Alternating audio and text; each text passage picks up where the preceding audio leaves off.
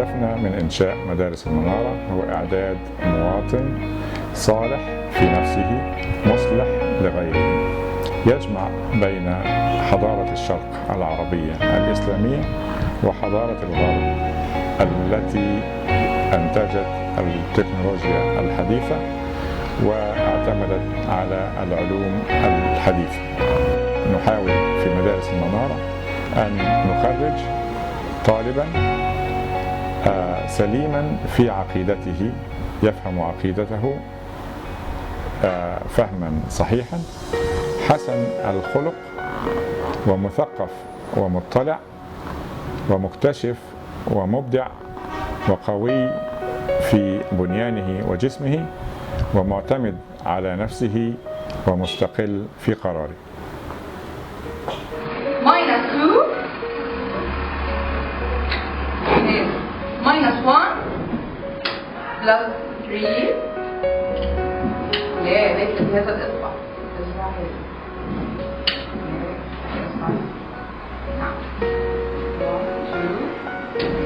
equal 4. لازم تصدقوا لها بقوة.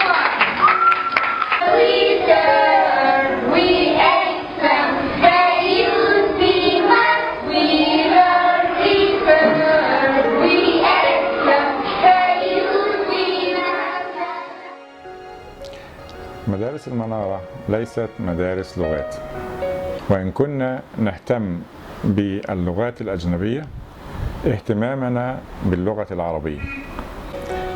هدفنا من هذه الخطوة هو مساعدة بلدنا مصر وأمتنا العربية والإسلامية أن تقوم فيها حضارة قائمة على اللغة العربية، ولذلك نريد أن يعتز كل طفل من خريج المنارة، ونتمنى أن يعتز كل طفل في مصر بلغته العربية.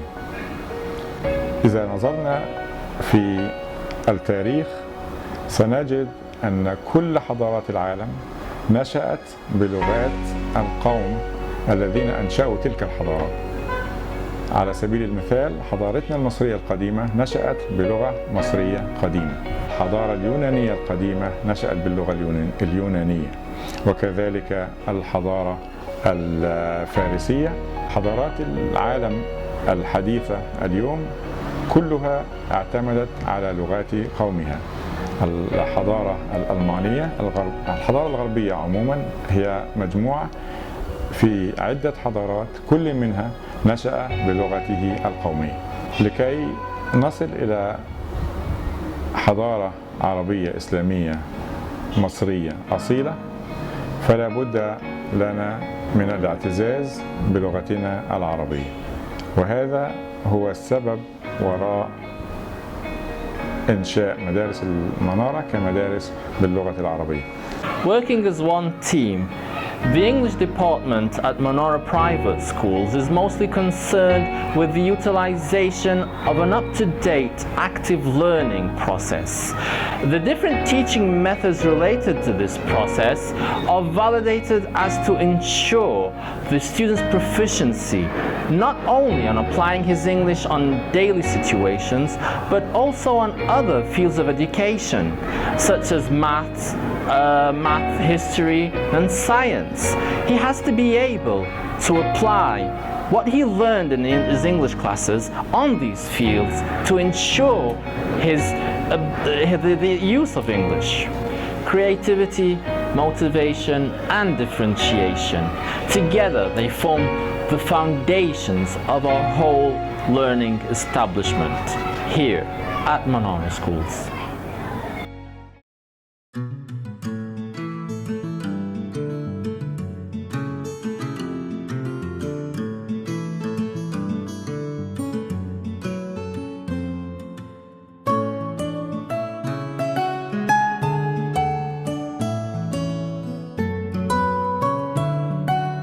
طالبة في مدرسة المنارة.